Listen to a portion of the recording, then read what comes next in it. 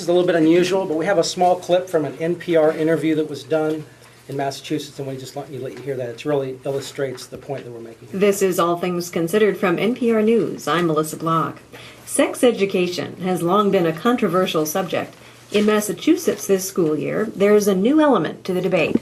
Now that the state Supreme Court has legalized same-sex marriage, some advocates say teachers have an obligation to talk more in class about gay and lesbian relationships.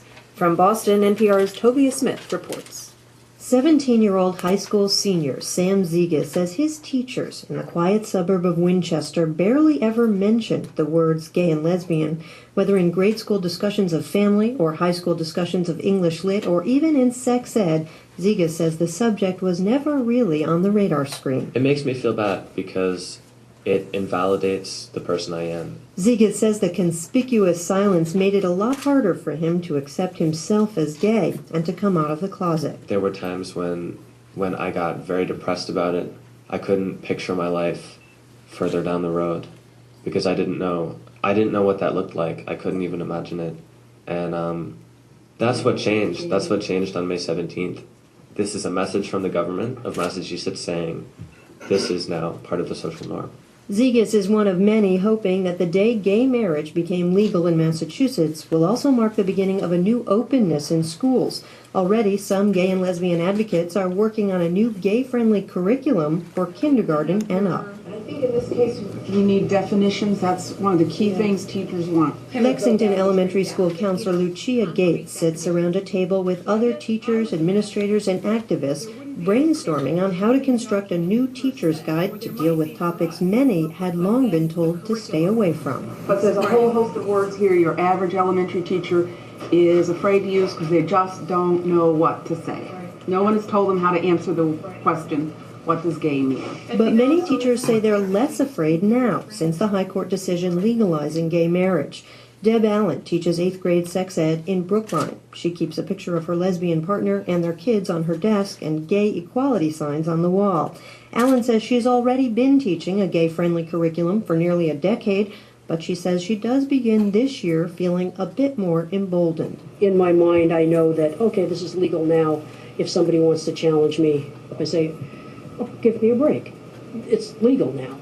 And Allen says teaching about homosexuality is also more important now. She says the debate around gay marriage is prompting kids to ask a lot more questions, like what is gay sex, which Allen answers thoroughly and explicitly with a chart.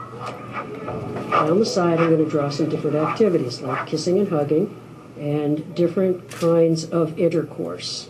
All right? Allen asks her students to fill in the chart with yeses and nos. All right, so can a woman kiss and hug? Yes. Can a woman and a woman have vaginal intercourse? And they will all say no. And I'll say, hold it. Of course they can. They can use a sex toy. They could, and we discussed that. So the answer there is yes. Okay. In Massachusetts, local districts have broad discretion when it comes to sex ed, and schools range from this one in Brookline to many others that teach abstinence only or offer no sex ed at all. It's a 7-minute clip. I just want to play the first 3 minutes of that, just to really show what happens when you begin to redefine marriage. It's also the end of gender as a matter of law and public policy. Massachusetts marriage forms now have party A and party B instead of husband and wife.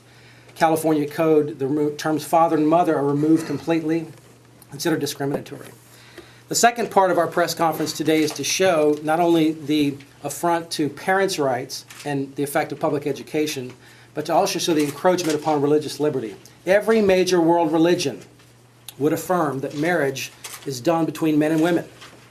And so the problem becomes is when the law changes that position, that marriage between a man and a woman, which is a very fundamental religious conviction for literally millions of people around the world, becomes a bigoted position as a matter of law and public policy.